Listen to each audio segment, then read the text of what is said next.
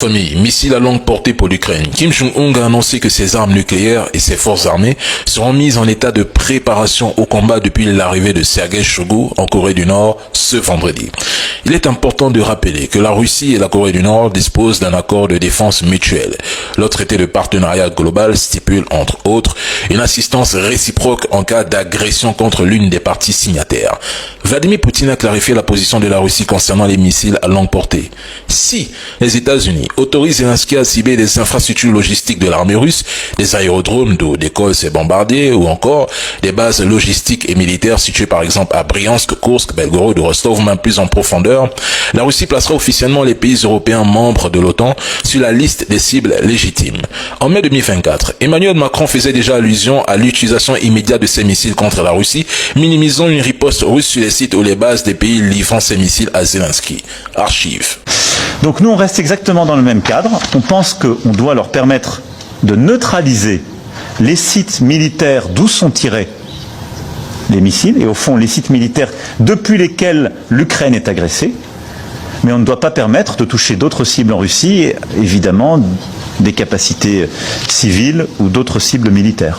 En fait, si ces missiles sont lancés, des missiles à longue portée anglo-français ou américains pourraient également être utilisés. Et c'est l'Europe occidentale qui serait à portée de tir en cas de riposte russe.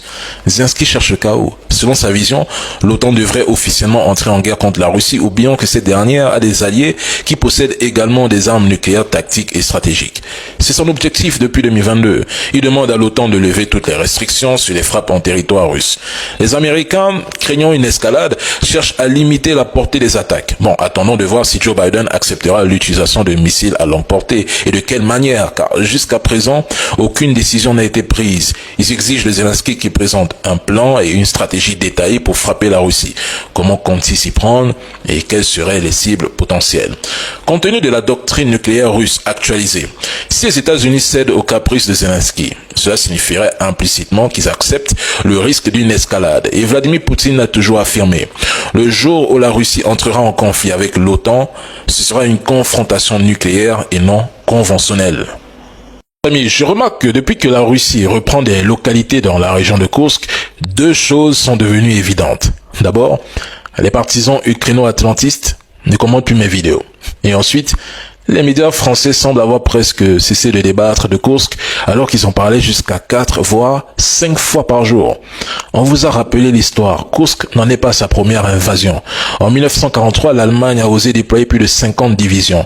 C'est la supériorité numérique des troupes soviétiques et leur capacité à mener des contre-attaques rapides qui ont épuisé les forces allemandes, menant à une victoire stratégique soviétique. Elle a duré 49 jours en 1943 et l'Allemagne a regretté cette incursion. L'histoire se répète et je suis patient. Ce que nous observons ici, c'est une véritable guerre de l'information, une guerre médiatique. Certains semblaient convaincus que l'Ukraine avancerait en Russie et puis soudainement, plus un mot.